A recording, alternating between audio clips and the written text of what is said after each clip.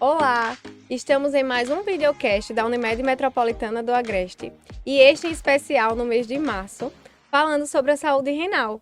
Estamos com o Dr. Lucas de Oliveira Amaral, nefrologista cooperado da Unimed Metropolitana do Agreste.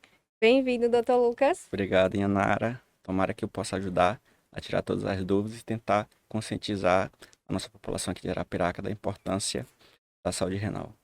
Perfeito, doutor. Tenho certeza que sim. Vale ressaltar que o Dr. Lucas, ele é chefe do setor de nefrologia do Hospital Chama. Este que é considerado um dos maiores setores do Nordeste, não é isso, doutor? Isso é o maior serviço de nefrologia do Nordeste. Hoje nós temos em torno de 420 pacientes recebendo o tratamento renal. Isso é muito importante. E, doutor, já que a gente já está falando já dessa parte hospitalar, né? Vamos falar também das medidas de prevenção antes de chegar no serviço de nefrologia hospitalar. Porque quando a gente sabe que quando chega no serviço de hospitalar, geralmente é porque já está com a falência do órgão, né? Que o órgão é o rim, né? Mas o que é que a gente pode trazer hoje para a população de maneiras de prevenção da cuidado renal e falar também sobre o rim, né? Nesse Perfeito, mês. perfeito, Yanara. Seguinte, esse mês é muito importante, justamente que é o mês da conscientização, né? Tanto que dia 14 de março é o Dia Mundial do Rim, onde o título desse dia é tentar oferecer saúde renal para todos. A maioria das pessoas não tem noção da prevalência da doença renal. Só para ter uma ideia, no Brasil hoje, em torno de 10% da população brasileira tem doença renal. A cada duas pessoas que têm mais de 65 anos de idade, uma tem doença renal. Então é uma doença muito prevalente e que normalmente é silencioso. Então é muito importante, primeiro, tentar prevenir a doença renal e, posteriormente, tentar fazer um diagnóstico precoce através de um exame simples, que é o exame da creatinina, que o pessoal acaba pensando que exame renal é um exame mirabolante, mas não. É um exame simples, onde é feito no dia a dia. A doença renal normalmente é uma doença secundária a outras patologias. As duas principais doenças que acomete o rim e que nós temos que tentar prevenir é justamente a hipertensão e a diabetes. Então, o correto é buscar o controle adequado da pressão e o controle adequado da glicemia. Fora isso, existem outros fatores de risco. Por exemplo, tabagismo seria um deles. Uso crônico de anti-inflamatório. A população aqui de Alagoas gosta muito de usar anti-inflamatório, Torcilax, diclofenaco. Então, são medicações que a gente tem que ter muito cuidado, principalmente os idosos no uso dessa medicação. Obesidade seria um outro fator de risco. Também, história na família de doença renal também seria um outro fator de risco. Então, esse perfil da população com esses fatores de risco, devemos buscar uma consulta para tentar rastrear se tem ou não um dano renal, para tentar buscar retardar a progressão dessa doença. Interessante. Doutor, você trouxe um ponto muito importante, que foi o uso dos anti-inflamatórios, né? E a gente sabe que não só a população de Alagoas, mas eu acho que os brasileiros todos têm esse costume de se automedicar. Isso. E aí, além da doença renal e em si, né, que pode trazer, os anti-inflamatórios podem trazer também outras patologias que podem até agravar, como chegar num transplante de rim, no hemodiálise. Sim, sim, sim, sim. Na verdade, o anti-inflamatório ele pode acometer o rim de várias maneiras. De lesão direta ou acelerar a progressão de quem tem um dano renal. Então, tem que ter maior atenção, toda a medicação, a gente tem que ter muito cuidado, né? Na dose, na duração do tratamento. Às vezes é necessário usar o anti-inflamatório, mas nos pacientes com fatores de risco, tem que ter muito cuidado, porque o acesso a essa medicação é muito fácil. É só ir na farmácia, falar que está com dor e acaba saindo com Torcilax. Verdade. E eu acho que eu vou até puxar vou mudar até um pouquinho da saúde renal agora, tem que ter cuidado nesse tempo, né, que a gente tá com arbovirose para não usar anti-inflamatório Perfeito. de forma errônea, vamos dizer assim. E a gente tá tendo muitos casos de dengue e a gente sabe que o anti-inflamatório também não só prejudica o rim, como também é ruim na progressão de uma doença de arbovirose como a dengue, para evoluir no caso de uma dengue hemorrágica, né, que os anti-inflamatórios também fazem isso. Aqui é só uma observação para a gente ficar em alerta, né? Perfeito. E aí, doutor, a gente vê muito, né? A gente falou dessa prevenção do rim, mas o que é que o rim faz? O que é que a gente pode trazer para a população hoje para explicar a importância desse órgão? Eu acho assim que as pessoas, a gente enfatiza, o coração, o cérebro, o pulmão e deixa lá o rim lá, vamos dizer assim, entre aspas, negligenciado, né? Vamos dizer assim. E ele é um órgão tão importante que a gente sabe, né? E qual é a função dos rins, né? É, Para o eu, nosso eu organismo. tenho um pouco de viés, que para mim o rim é o órgão mais importante. Mas o rim, ele interfere na homeostase. O que seria isso? Ele interfere em tudo no nosso corpo. Então, ele interfere desde a parte, por exemplo, de estimular o corpo a produzir sangue. Então, um paciente que tem doença renal crônica pode ter uma anemia e essa anemia seja devido ao problema renal. Uhum. O rim também, ele é responsável pela parte eletrolítica de excreção de determinadas substâncias. O rim também é de suma importância no controle pressórico. Por isso que existe tanto a associação da pressão alta levando a um problema renal, quanto o problema renal levar à pressão alta. O rim também tem um controle todo dessa parte metabólica do organismo, né? De excreção, é, de aminoácidos, de toda a excreção da parte proteica, é da responsabilidade renal, e entre outras coisas. Então, de fato, realmente, um órgão muito importante, né, para nossa saúde e que a gente tem que ficar de olho, né? E a gente sabe que tomar bastante água, né, a gente evita até umas pedrinhas no rim. Aham. Mas além da água, doutor, Seria uma boa recomendação, só para em torno de 2 litros por dia, é uma quantidade adequada. aí aproveitar esse calor que tá aqui em Arapiraca, tomar Sim, bastante aí nesse, água, aí né? nesse período um pouquinho mais. Mas além de tomar bastante água, existe outros, a gente já falou dos fatores de risco, né? Mas Isso. existe outras maneiras de prevenção, além da água que a nosso beneficiário, a nossa população aqui de Arapiraca possa estar fazendo para estar cuidando da saúde renal. Sim. Então, aí a gente vai focar os pacientes com fatores de risco. Então, o paciente que é hipertenso, tentar ter um controle adequado da pressão. O paciente que é diabético, buscar o controle adequado da glicemia. A hemoglobina glicada também, Também, né? né? Que seria um outro marcador Importante da importante no glicose. controle. Isso. Tentar evitar medicações que, que acelerem ou levem diretamente ao dano renal. Fora isso, o paciente que tem diagnosticado o dano renal, né, através do primeiro exame, creatinina e um sumário de urina, buscar usar medicações que retardam a progressão. Nesses últimos 2, 3 anos, a nefrologia avançou bastante em relação a isso. Então, hoje a gente está buscando muito o diagnóstico precoce para tentar entrar de uma maneira mais rápida e poder buscar evitar essa evolução e esse desfecho final que todos nós evitamos, que é a hemodiálise, entendeu? Que é justamente o que, para o pessoal entender, né? Qualquer dano renal, o paciente vai para hemodiálise? Não. O que é dano renal, primeiro? O dano renal é qualquer alteração do funcionamento do rim que dure mais de 3 meses. Então, um paciente que eleva uma creatinina e essa creatinina persiste elevada por mais de 3 meses, esse paciente tem doença renal crônica.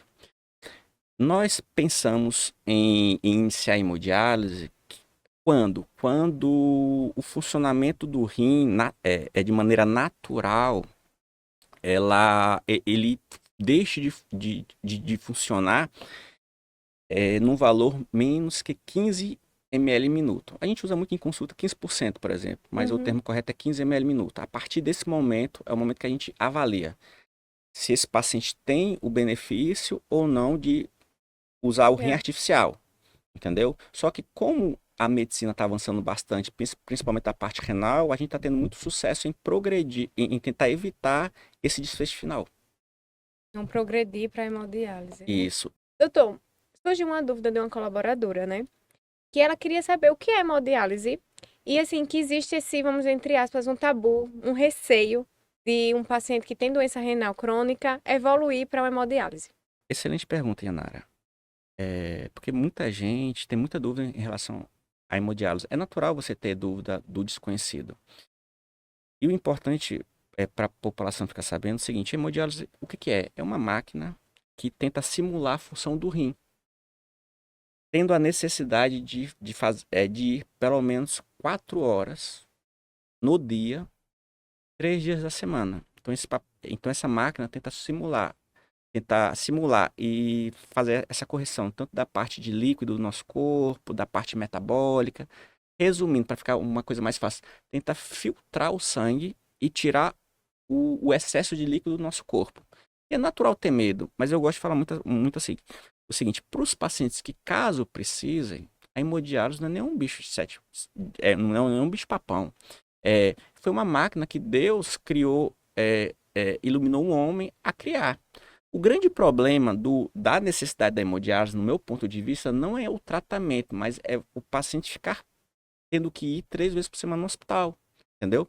Mas hoje o paciente não morre mais do rim, morre por outros problemas, entendeu? Porque é justamente a hemodiálise, ela tá para substituir. E é um tratamento que eu gosto de falar que a gente tenta evitar para os nossos pacientes. A gente faz de tudo para evitar, por isso a importância do diagnóstico precoce. Mas é um tratamento que dá vida. Então, tem pacientes que fazem hemodiálise há 30 anos, que viu os filhos nascerem, os netos crescerem, os netos se formarem. Então é um tratamento que, graças a Deus, Deus iluminou alguém e busca dar a vida. Muito importante a gente saber disso, né?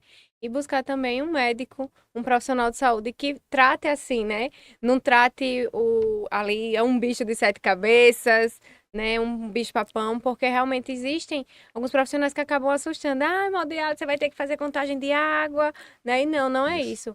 É trazer realmente que ali tá trazendo vida para aquele paciente. Justamente. E o diagnóstico precoce é muito importante. Só para você ter uma ideia, Nara, atualmente no Brasil, 50 mil pessoas morrem por falta de acesso e por falta de saber todo ano que tem problema renal. Entendeu? Então é um número muito alto. Muito alto. Por isso que a Sociedade Brasileira de Nefrologia, a Sociedade Mundial de Nefrologia, tem esse dia, o dia 14, justamente para conscientizar a todos dosarem a sua creatinina, que é um exame simples, e um sumário de urina.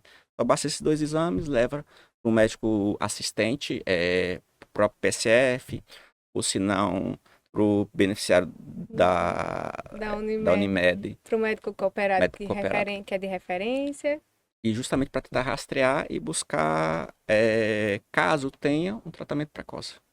É muito importante. Doutor, já que a gente está falando dessa parte assim da população, a gente sabe que a população brasileira adora um sal, né? Isso. Bota um salzinho que fica melhor. E a gente sabe que o sal em excesso faz mal. A gente muito fala, o excesso do sal dá hipertensão arterial, vamos dizer assim. Mas aí o sódio também causa dano no rim? Sim. Já foi comparado e já foi visto que o paciente que é renal crônico e tem uma ingesta maior de sódio, ele evolui de maneira mais desfavorável comparado ao que tem menor ingesta. Então, resumindo, para boa parte das pessoas entenderem, quando comparou 2 pacientes com problema renal, o que comeu menos sal teve uma evolução mais favorável. Então, uma das orientações é tentar evitar o máximo possível da dieta hipersódica. Buscar uma dieta hipossódica. E o grande problema é que a nossa população eles acreditam que o que eles mal comem de sal é o pouco sal, mas não. É quando eles reduzem a quantidade de sal, eles estão reduzindo só para o normal. Então, para tentar facilitar todos, eu sempre gosto de usar. Não tem aqueles sachêzinhos em restaurantes pequenininho de sal?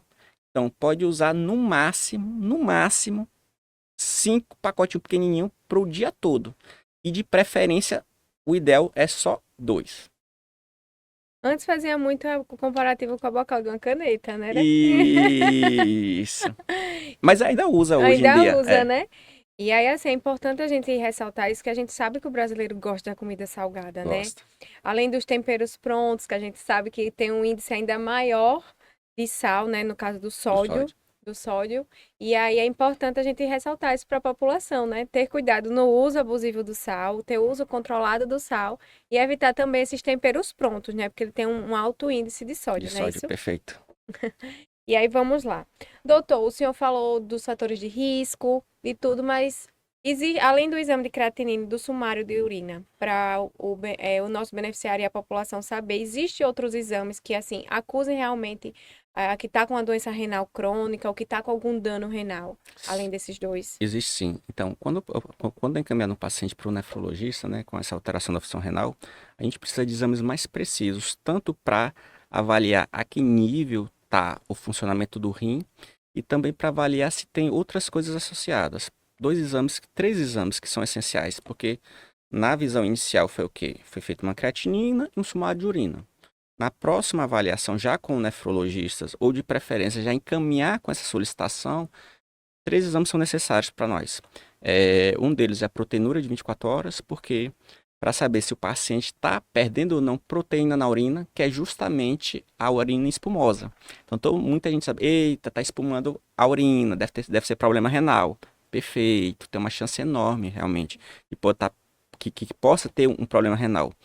Fora esse exame, tem o clearance de creatinina, que no dia a dia é a maneira mais precisa nossa, que é mais usual em tentar avaliar a taxa de filtração glomerular de maneira correta. E o outro exame também seria um ultrassom de vias urinárias, porque poderia tanto avaliar se pode ter algo que possa estar contribuindo com o dano renal, por exemplo, um paciente idoso, que pode ter um problema de próstata, a próstata pode interferir o rim, ou também avaliar se esse problema é algo recente ou algo antigo. Então, quando a gente pega um paciente que foi encaminhado com problema renal e os rins já são pequenos, então já sugere que esse problema já é antigo. Não. Interessante. E um outro dado também, Anara, que eu gosto de usar, principalmente na população diabética, o fato de um ultrassom vier normal não exclui que o paciente não tem alteração da função renal, entendeu? Eu gosto de muito usar uma comparação para o meu paciente. Eu gosto de comparar o rim a um carro. O ultrassom vê o carro do lado de fora. Então a gente vai ver se está arranhado, se está amassado. Mas eu posso afirmar, olhando um carro todo bonitinho, sem amassado, sem arranhado, que o motor está funcionando normal? Não. Então, o exame que avalia a parte motor é justamente esse exame que chama creatinina. Creatinina. Acho que vale a gente fazer uma diferença, né? A gente vê muito hoje em dia no mundo do esporte, nas pessoas que praticam atividades físicas, que usam a creatina de forma regular para seu ganho de força, de recuperação do músculo, né, depois do exercício físico. Existe alguma relação, no caso, da creatina com a creatinina no organismo? Só para poder facilitar muito isso, muita gente confunde creatina, creatinina. Apesar de ambos serem metabólitos musculares, a creatina, até hoje, nunca foi visto nenhum estudo que relaciona o consumo. Quando a gente fala do consumo, é porque às vezes tem gente que pode extrapolar a dose, mas o consumo de 3 a 5 gramas de creatina por dia com dano renal. Não existe essa relação. Entendeu? Agora, a grande dúvida que às vezes as pessoas têm é porque começam a usar creatina e sua creatinina sobe um pouquinho. Por exemplo, Yanara, se sua creatinina for basal 0,8, aí você, todo atleta, começando a suplementar, começa a ingerir creatinina, ganha massa muscular, sua creatina sobe para 0,9. É normal, porque a creatinina é um metabólito do músculo. E essa creatina facilitou a hipertrofia muscular. Então vai ser natural subir um ponto a creatinina, entendeu? Entendi. Mas se subir muito, aí tem algo diferente. Por isso que às vezes uma creatinina isolada pode ser alterado para algumas pessoas e outras não. Porque depende muito também da massa muscular.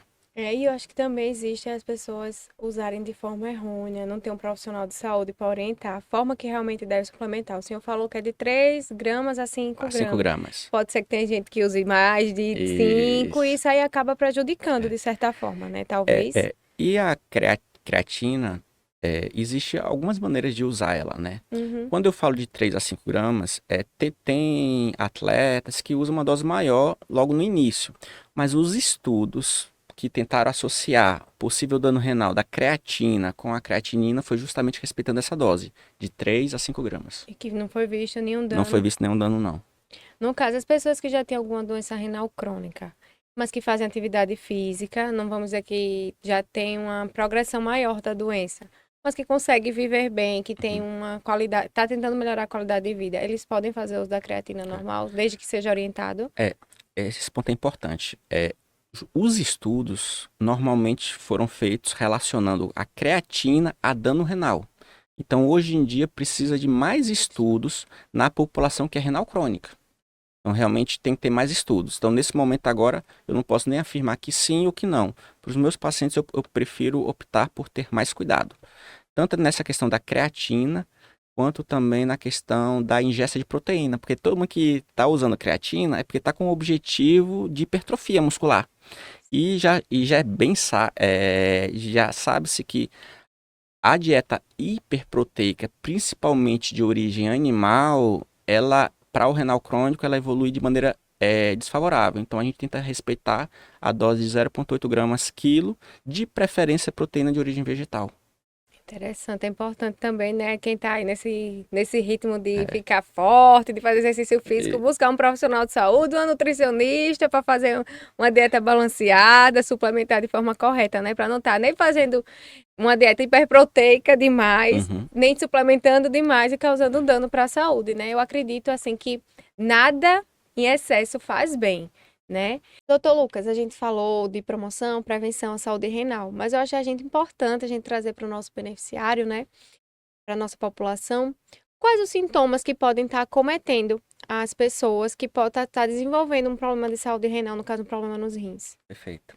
Os pacientes que têm doença renal crônica, os sintomas são muito sutis e confundem muito com outros sintomas. Por exemplo, um dos sintomas é hipertensão. Então, o paciente às vezes pensa por exemplo, a hipertensão que ele tenha, não, é porque eu faço uma dieta inadequada de sódio, não, é por conta que tem uma história na família, e já pode ser um sintoma. Um outro sintoma que é muito comum também, mas que são sintomas que normalmente ocorrem numa taxa de filtração glomerular mais baixa, seria o edema. Então, eu canso de receber pacientes com quadro de edema, paciente com edema nos membros inferiores, já há 3 meses, 6 meses, e atribuía aquele edema a problema circulatório. E, na verdade, era um sintoma do dano renal. Doutor, muita essa queixa. Eu acordo desinchado e no final do dia eu estou inchado. Então, é uma outra queixa. Uma outra queixa também é uma anemia. Então, o paciente tem uma anemia já há 6 meses, um ano, aí atribuindo a uma deficiência de ferro, a uma outra causa de anemia, e quando é solicitada a creatinina, já era um outro sintoma do dano renal. Falta de apetite, também seria um outro sintoma.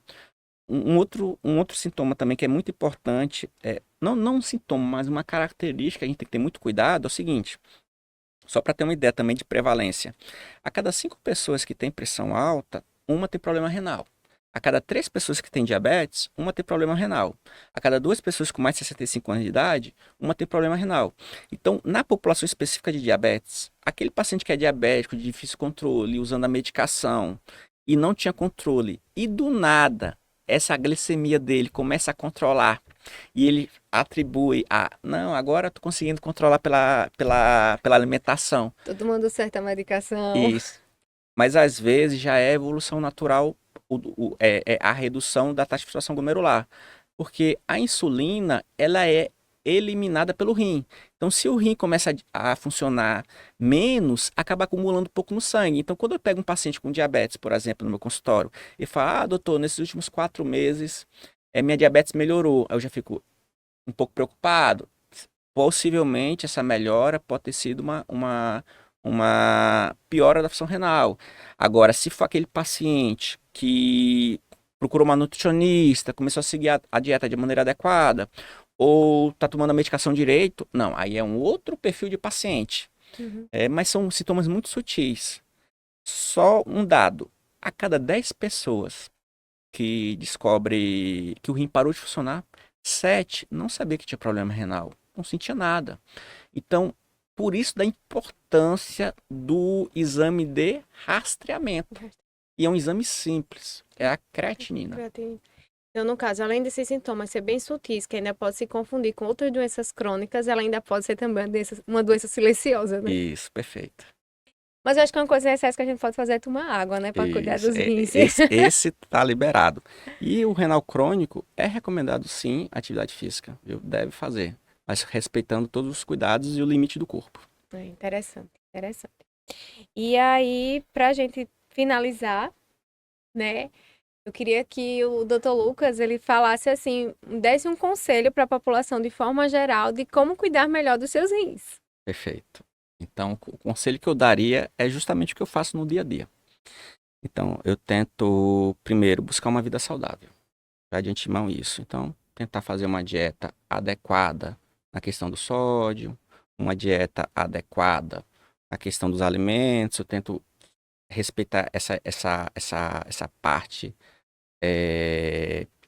como é que eu digo? Respeitando a parte de proteínas, não tento extrapolar nos carboidratos para tentar evitar justamente os fatores de risco, né? Que é o que é a maior preocupação, tentar evitar a hipertensão e tentar evitar o diabetes. Então, de antemão é isso. Fora isso, não fumar, evitar o máximo possível anti-inflamatório, tentar ingerir em torno de 30 ml por quilo de, de água também, tentar controlar o peso e essas são as principais. E dosar sua creatinina todo ano. E aí, a partir desse momento, a gente vai ver outras ações para tentar evitar a progressão da doença renal. Importante. Lembrei aqui a gente falando, antes de a gente finalizar, acho que seria importante a gente tocar nesse assunto. As pessoas que têm pedras no rins, elas têm uma maior probabilidade de desenvolver uma doença renal crônica, assim, progressiva, que vá piorando, mesmo que ela faça bons hábitos saudáveis de vida. Normalmente, o cálculo renal é um outro problema renal que não tem muita associação com a doença renal crônica. São problemas diferentes. Então, existe um tipo de cálculo que acaba podendo destruir o rim, que é um cálculo que a gente chama de cálculo coraliforme. Fora esse cálculo, no caso a nefrolitíase e o cálculo renal do dia a dia, não tem muita associação não, né? Mas tem uma associação igual com a doença renal crônica em relação à dieta. Então a dieta tem que ser também uma dieta pobre em sal, tem que ser uma dieta que não pode ser hiperproteica, tem que respeitar essa quantidade de proteínas, tem que evitar também, tem que beber bastante líquido, esse ainda tem que beber mais ainda, líquido, né? Tem que evitar chocolate, evitar ingesta de excesso de leite, por exemplo, de alimentos com cálcio, evitar o excesso, né? O recomendado é só fazer a ingesta normal de cálcio. E um mito e verdade agora, doutor. Hum. Os alimentos, as frutas que têm semente, prejudicam o rim? É verdade ou é mito? No caso, é de fruta mesmo, existe muitos mitos. Mas um que é verdade absoluta, que todos os renais sabem, até nossos pacientes renais sabem, é que existe uma fruta que realmente o renal não pode ingerir, que é muito arriscado, que é a Isso. famosa carambola. Carambola. Isso, é uma fruta que tem um metabólito que ele é tóxico, e esse metabólito, ele é excretado pelo rim. Então, quando o paciente tem alteração da taxa de filtração glomerular, acaba acumulando no corpo. Então, tendo várias complicações, convulsões ou até morte, né? Mas para a população saudável, não tem problema nenhum da ingesta. Da ingesta. Entendeu? E nenhum problema também das sementes, Não, né? e até fruta, para quem não tem problema renal, uma dieta rica em potássio, porque o potássio é um outro soluto que tem na fruta, é benéfica. Olha Entendeu? aí. Agora, o renal crônico, que tem uma alteração importante da taxa de filtração glomerular, já o potássio acaba sendo um vilão, onde a gente tem que ter muito cuidado e restringir. Então, problema renal, é interessante isso.